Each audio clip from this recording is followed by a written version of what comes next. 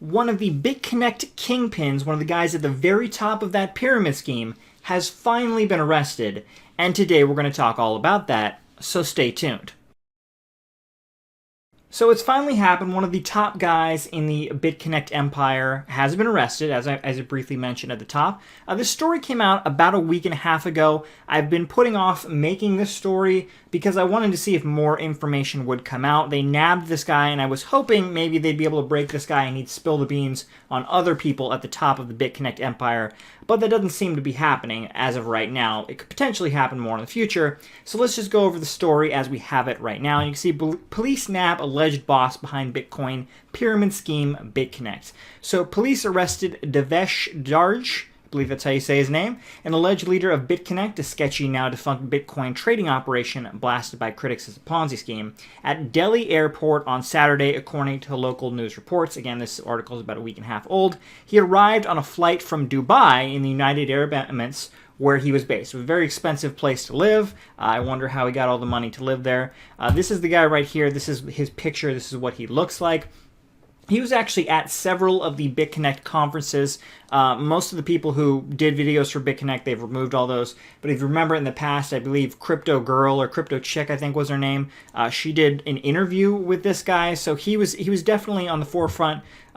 He was on a lot of the channels. People were doing interviews with him. But he was arrested. Now the article doesn't say that he is the founder of Bitconnect. It just says he was one of the leaders. He said he was the leader of the Asian market of the Bitconnect. So, you know, they're not potentially saying that he actually started it. It's possible, but I actually think it was a group of people. So I believe that arresting him, they could potentially put a lot of pressure on him and get the other people involved. He could squeal on them to potentially lower his chance of going to jail for a very long time. Now, this is actually great news for the ongoing lawsuits here in America. If this guy is tried again, India was the country that arrested him. If he's tried in the country of India and they convict him of, you know, running this pyramid scheme or having direct, maybe not direct control, but partial control of the Bitconnect Ponzi scheme, potentially he could be sent to America and be brought to justice. You know, potentially the people who lost a lot of money in America, and there's also lawsuits in Australia as well, I believe.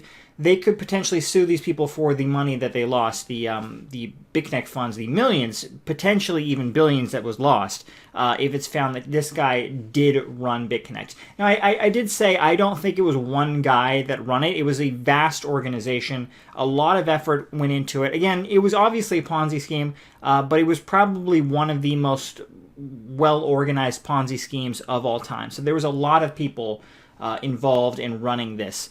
So I definitely think there are other people involved, and they need to be brought to justice as well.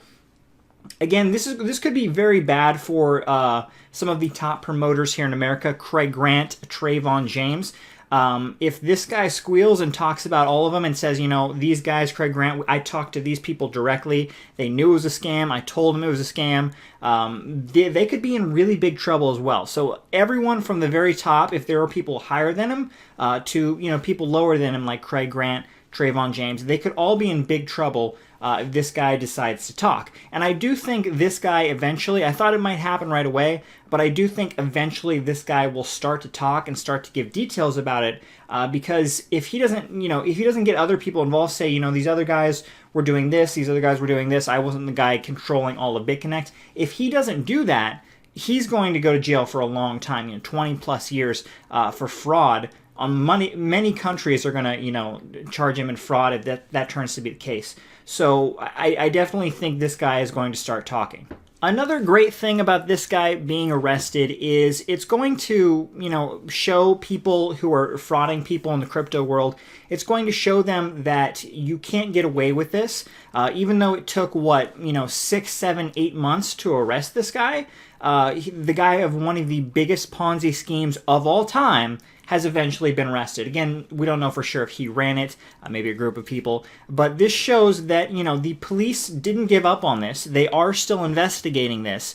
And all of these other Ponzi schemes, there's plenty of others that were out there at the time. Some of them are still up to date. These services that offered 10% of your crypto, you put in, you know, whatever you put, you'll get 10% back indefinitely, and then they go down after 10 to 20 days. yeah, those are all scams. And, you know, this shows that if one of the biggest in the world can go down, all of these others can be investigated and brought down as well. So to me, this is great news. This is great news for crypto in general. We want crypto to be clean. We don't want all of these criminals and crooks involved in it. And if stuff like that doesn't happen, it's much more likely the general public will start to enjoy Bitcoin, cryptocurrency, and just accepting it whole. So there you go. That's my take on this story. I would love to hear your take. Do you think this guy, again, let's look at his name, Devesh Darj, do you think this guy ran BitConnect? Do you think he ran it by himself? Do you think he ran it in a group? Do you think this is all just a big con game and the police just want to arrest someone and he's not really involved with BitConnect at all? I'd love to hear your thoughts below in the comments, so go ahead and leave your thoughts. Again, if any further information comes to light, I will do a story on it as well. Thanks again for watching, everyone, and be sure and stay safe out there in the cryptocurrency world.